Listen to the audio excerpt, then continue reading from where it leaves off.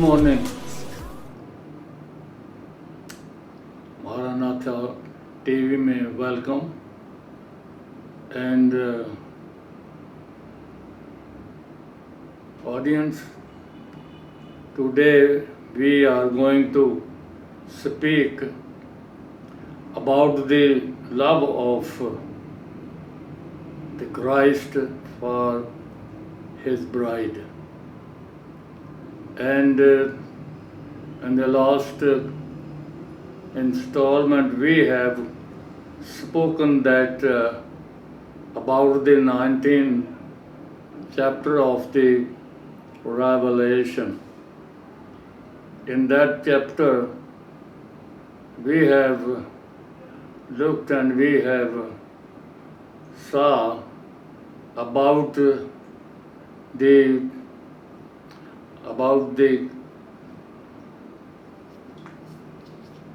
feast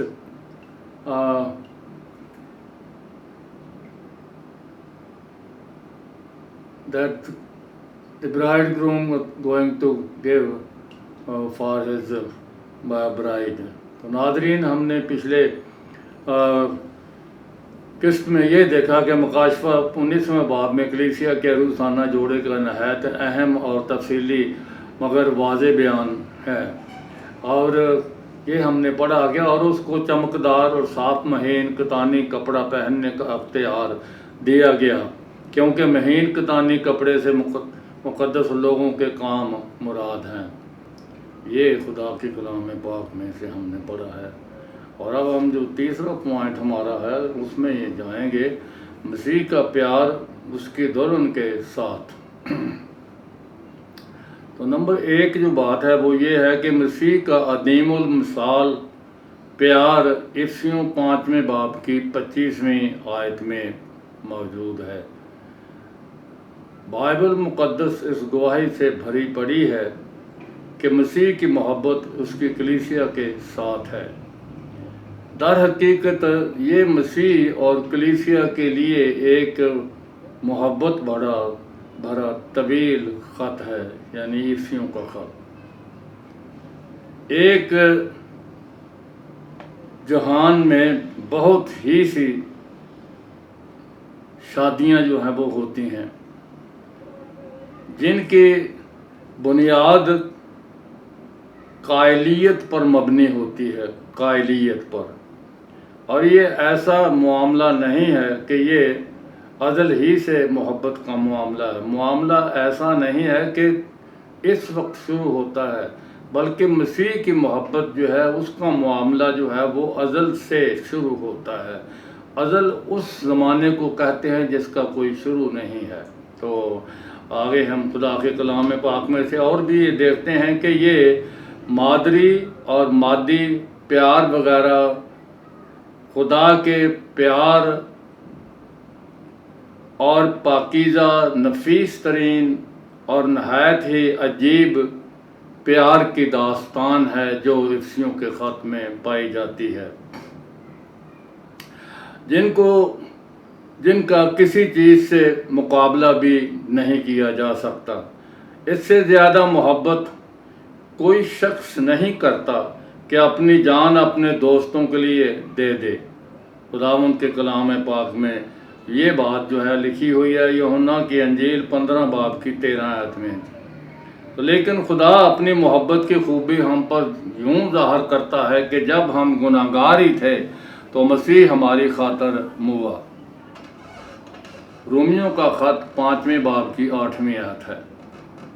तो अगला point जो है वो पहले जो आप लिख सकते हैं ए या अल्फ और दूसरा बे, दुल्हन का मोहब्बत के लिए रद्द अमल। दुल्हन का उसके दूल्हा के लिए जो मोहब्बत का रद्द अमल है वो ये है, मोहब्बत का ये मुकाबला एक तरफा नहीं है। दुल्हन भी सर्दमेर नहीं है, बल्कि वो भी अपने दूल्हा को प्यार करती है। तो ये कोई दुल्हन कोई पत्थर की मानद मुर्दा और गैर मुतासिर नहीं है, वो गर्मजोशी से प्यार का जवाब प्यार ही के साथ देती है। और प्रेज गॉड। बाइबल मुक़द्दस में बहुत से बंद व नसाए मौजूद हैं जो कलीसिया को बताते हैं। तो बात ये है कि ये बात ज़ाहिर करते हैं कि उसका प्यार आसमानी दूल्हा के लिए, जिसके साथ उसकी निस्बत हो चुकी है, कैसा होना चाहिए। बहुत से इंतबा भी मोहब्बत की कमी के लिए मौजूद हैं जो कि अदालत के तौर पर बयान किए गए हैं। तो जो कोई खुदाबंद को अजीज नहीं रखता मलून हो। हमारा खुदाबंद आने वाला है। पहला करंथियों का ख़त 16 बाब की 22वीं आयत में यूं ही लिखा हुआ है। ये लफ्ज़ जो है वो मारानाथा का मतलब ये है हमारा खुदाबंद आने वाला है, ऐ खुदाबंद आ। यह मसीह की वापसी और यकीनी हालत को बयान करता है। फ़कत मारानाथा ही एक लफ्ज़ ऐसा है जो लानत और अदालत को भी बयान करता है, जो उन पर नाज़िल होगी जो खुदा की मोहब्बत को ठुकरा देते हैं।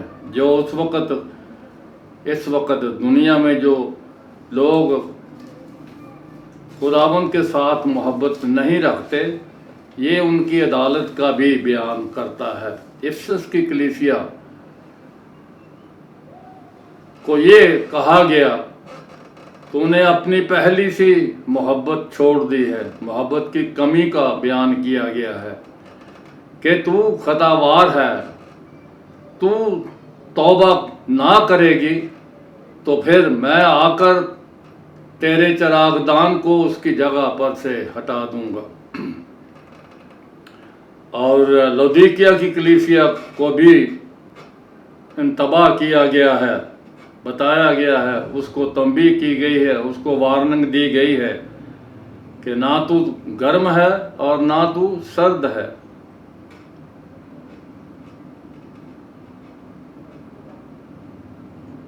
ना गर्म है ना सर्द है।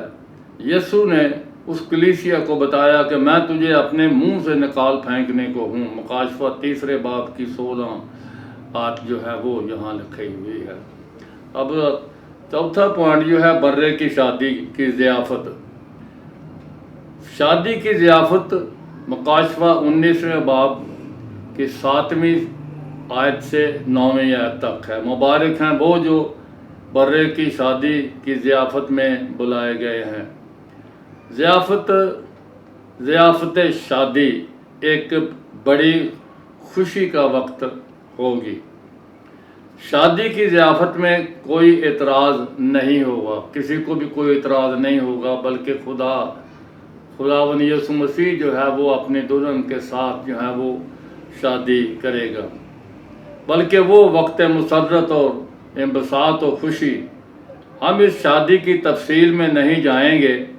हमें ये मालूम नहीं कि वो मेहमान कौन होंगे, लेकिन ये जो है वो आम जो है वो जो बाइबल प्रोफेसी के एक्सपर्ट हैं वो कुछ मानते हैं ये कि पुराने आदनामे के जो मुक़द्दसीन जी उठेंगे उस वक्त, तो फिर वो मेहमान जो हैं वो होंगे। इसमें खुदावंद के कलाम पाक में जो लिखा हुआ है, मत्ती की अंजील जो है उसमें जो है वो 22वें बाब की 10वीं, हालांकि ये कोई यकीनी तौर पर मालूम नहीं कर सकता, ना ही किसी को पता है कि मेहमान कौन लोग होंगे, लेकिन ये जो है वो बयान किया जाता है। एक्सपर्ट सब जो हैं वो समझते हैं कि जो पुराने अहदनामे के मुक़द्दसीन और बड़ी मुसीबत के अंदर शहदा जो शहीद होने वाले हैं वो मेहमान होंगे। हमें ये भी मालूम है कि शादी कब होगी। शादी बिला शक व शुबा हर मजदूर की लड़ाई से पहले होगी, और बादलों पर कलीसिया जब उठाई जाएगी उस वक्त ये शादी मुनक्कद होगी। ये बादलों पर उठाई जाएगी। उस वक़्त ये शादी मनक़द होगी। ये भी हम जानते हैं कि ये शादी की ज़ियाफ़त यरूशलेम में मनक़द होगी, जो दुल्हन का अब्दी घर और मकाम है। कौन से यरूशलेम में? नए यरूशलेम में।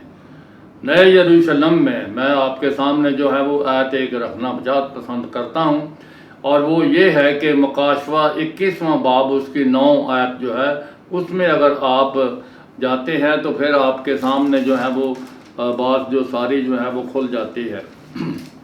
मुकाशवा 21वां बाब जो है उसमें हम खुदावंद के कलाम पाक को जो है वो देखते हैं। उसकी 9वीं आयत जो है वो 9वीं आयत में यूं लिखा है कि फिर उन 7 फरिश्तों में से जिनके पास 7 प्याले और थे और पिछली 7 आफतों से वो प्याले भरे हुए थे, एक ने आकर मुझसे कहा, इधर आ, मैं तुझे बर्रे की दुल्हन यानी बर्रे की बीवी दिखाऊं। और वो मुझे रूह में एक बड़े और ऊंचे पहाड़ पर ले गया और शहर मुक़द्दस यरूशलेम को आसमान से उतरते हुए देखा। तो ये खुदा का मुकाशफे में बयान है। फिर अगली आयत है 11वीं आयत। मैंने जो है 9वीं 10वीं पढ़ी है, 11वीं आयत।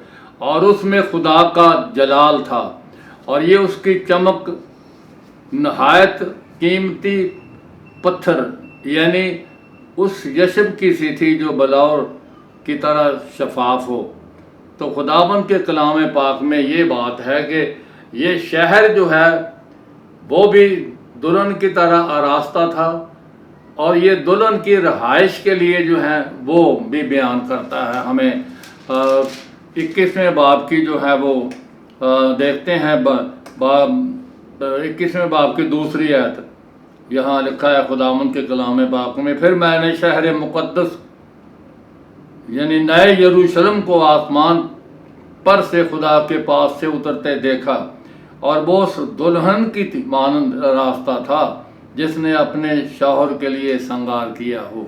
तो ये दुल्हन भी और शहर भी दोनों को बयान जो है वो किया जाता है। तो हमें खुदा का शुक्र करना ज़रूरी है कि वो हमें पहले से ही बयान बता रहा है कि वो कैसी दुल्हन होगी और कैसी उसकी रहाइश गाह होगी। बाइबल मुक़द्दस में जो 2 आखिरी बाब हैं वो दुल्हन की आखिरी आराम गाह है जो नया यरूशलेम है। नए यरूशलेम के मतलब दोनों बाब जो हैं वो बयान करते हैं। जो शहर जो है वो चौकोर होगा, दुल्हन ही अकेली वहाँ नहीं बल्कि खुदा बनफ्स नफीस भी उसके साथ वहाँ मौजूद होगा। हालेलुया। मुकाशवा 21वें बाब की मैंने आपके सामने जो है वो दूसरी आयत पढ़ी थी, अब ये तीसरी आयत जो है वो खुदावंद के कलाम पाक में यूं लिखा है, मसीह ने अपनी दुल्हन को माजी से यानी पहले से, माजी का क्या मतलब है? बनाए आलम से पेशतर, अबदियत में उस लिए चुन लिया ताकि वो उसकी तारीफ व तमजीद के वक्त के पूरा होने से पहले उसको जलाल भी दे सके। जब कि सब चीज़ें मसीह में पूरी हो जाएंगी, इसमें कलाम नहीं कि ये खुदा के मकसद को पूरे करने के तौर पर बयान बातें जो है वो दोनों बाब जो हैं वो बयान करते हैं, पूरे मकसद को पूरा होने के मुताल्लिक़ बयान करते हैं। जो उसकी दुल्हन के मुताल्लिक़ है वो भी यही बात है कि मसीह में सब कुछ पूरा हो जाएगा, मकसद खुदा का पूरा होगा। बहरहाल हम भी ज़रूर जानते हैं कि वो अपने खुदावंद के लिए के साथ 1000 बरस तक बादशाही भी करेगी। दुल्हन जो है कलीसिया। मुकाशवा 20 बाब की 6 आयत जो है, अब हम नतीजे पर पहुंचते हैं। खुदा की बुनियाद कायम रहती है। नतीजा क्या है? खुदा की बुनियाद कायम रहती है। खुदावंद अपनों को पहचानता है और अपनों पर मोहर करता है मसीह की दुल्हन पर, और हर एक मसीह की दुल्हन के हर एक उज़्व को वो शख्सी तौर पर जानता है। हर एक ईमानदार को जो है वो शख्सी तौर पर खुदावंद यीशु मसीह जानता है। और ये बात ज़रूरी है कि हम में से हर एक को तैयार होना चाहिए, ताकि पाक दामन कंवारी की तरह जो है सारी की सारी कलीसिया जो है वो खुदावंद यीशु मसीह के लिए तैयार हो, तो फिर उसके साथ उसकी शादी भी होगी। तो ये बात जो है वो ये है कि जब यीशु आएगा तो वो एक मुकद्दस को भी नहीं छोड़ेगा। एक भी जो मुकद्दस ईमानदार है वो एक को भी नहीं छोड़ेगा। पूरी की पूरी कलीसिया जो है वो आसमान पर उठाई जाएगी, खुदावंद यीशु मसीह ले जाएगी। क्योंकि इस लफ्ज़ के लिए हम इंग्लिश का लफ्ज़ जो इस्तेमाल करते हैं रैप्चर, दी रैप्चर, मतलब ये है सऊद कलीसिया। इसके माने सऊद कलीसिया का मतलब भी ये कि कलीसिया आसमान पर उठाई जाएगी। और फिर खुदावंद उनको भी जानता है, मतलब ये है कि हर एक को जानता है, उनको भी जानता है जो उसके नहीं हैं, जो खुदावंद यीशु मसीह के नहीं हैं, उनको भी वो जानता है ना। हम खुदा के कलाम पाक में से यूहन्ना की इंजील की तरफ जाते हैं तो खुदावंद का कलाम जो है वो ये बयान करता है। यूहन्ना की इंजील 3 बाब जो है उसमें हम इन बातों को जो है वो देखते हैं। यूहन्ना की इंजील जो है वो 3 बाब और उसके जो है वो 16-17 आयत जो है उसमें हम खुदावंद के कलाम पाक को देखते हैं। 16वीं आयत जो है वो ये है कि क्योंकि खुदा ने दुनिया से ऐसी मोहब्बत रखी कि उसने अपना इकलौता बेटा बख्श दिया, ताकि जो कोई उस पर ईमान लाए वो हलाक ना हो बल्कि हमेशा की ज़िंदगी पाए। क्योंकि खुदा ने बेटे को दुनिया में इसलिए नहीं भेजा कि दुनिया पर सज़ा का हुक्म करे, बल्कि इसलिए भेजा इसलिए कि दुनिया उसके वसीले से निजात पाए। और आगे, जो उस पर ईमान लाता है उस पर सज़ा का हुक्म नहीं होता, जो उस पर ईमान नहीं लाता उस पर सज़ा का हुक्म हो चुका। ये है वो वजह क्या है? इसलिए कि वो खुदा के इकलौते बेटे पर के नाम पर ईमान नहीं लाया। वजह ये है, सज़ा के हुक्म का सबब ये है, जो मैंने पहले आपके सामने बात बयान की। सज़ा के हुक्म का सबब ये है कि नूर दुनिया में आया है और आदमियों ने तारीकी को नूर से ज़्यादा पसंद किया। क्यों? इसलिए कि उनके काम बुरे थे।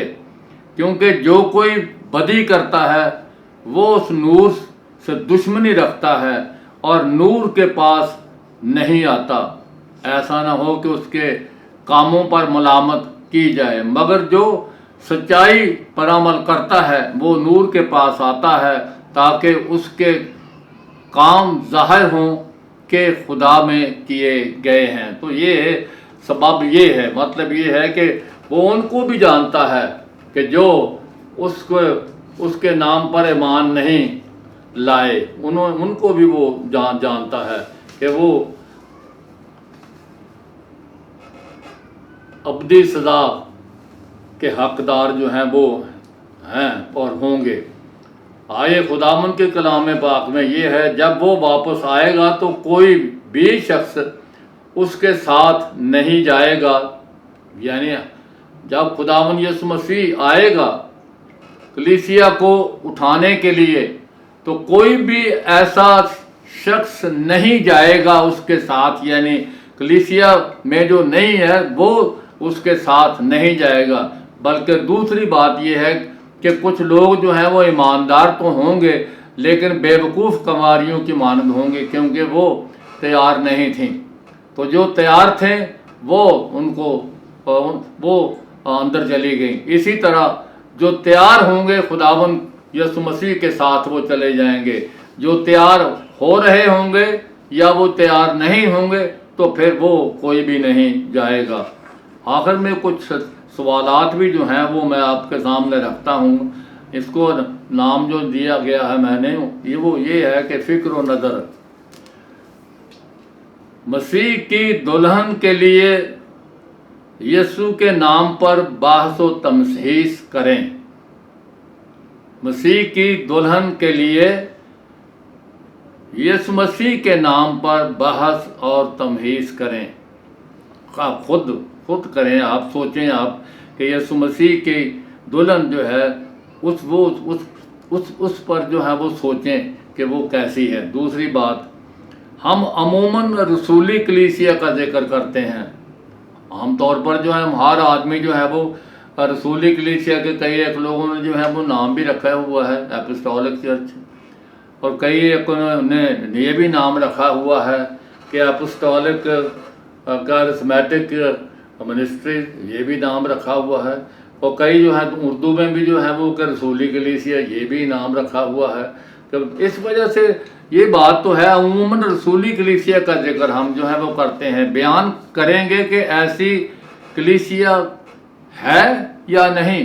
یہ بھی یاد رکھنے کی بات ہے نا کہ جب ہم بات و تمحیص کریں گے کہ عموماً ہم رسولی کلیسیا کا ذکر کرتے ہیں، اور ہمیں یہ جاننا چاہیے کہ ایسی کلیسیا دنیا میں ہے بھی کہ یہ نہیں ہے۔ اور اگلا ایک اور سوال ہے۔ پہلا سوال تھا عموماً مسیح کی دلہن کے لیے یسوع کے نام پر بحث کریں، ٹھیک ہے۔ دوسرا سوال، ہم عموماً رسولی کلیسیا کا ذکر کرتے ہیں اور بیان کریں کہ ایسی کلیسیا دنیا میں ہے بھی یا نہیں۔ اگلا سوال، شادی کا لباس کیا ہے۔ آخری سوال، یہودی کلیسیا اور غیر قوم میں خدا کوئی فرق نہیں کرے گا تو وہ کیا ہوگا۔ یہ میں آپ کے سامنے رکھ دیتا ہوں کہ افسیوں کا خط جو ہے وہ 2 باب کی 14ویں آیت جو ہے اس میں جو ہے کہ وہی ہماری صلح ہو گیا، اور جو جدائی کی دیوار بیچ میں تھی اس کو ڈھا دیا اور دونوں کو ایک کر لیا۔ دونوں کون ہیں؟ یہودی کلیسیا اور غیر قوم کی کلیسیا۔ اس لیے میں نے آپ کے سامنے اس بات کو رکھ دیا، یہودی کلیسیا اور غیر قوم میں خدا کوئی فرق نہیں رکھتا۔ وہ کیا ہوگا؟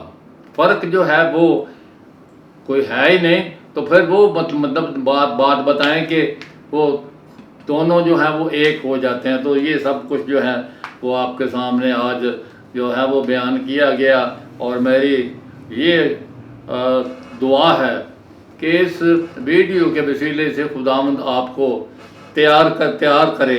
خداوند کا کلام جو ہے یہ فرماتا ہے کہ خداوند خود جو ہے کلیسیا کو تیار کر رہا ہے۔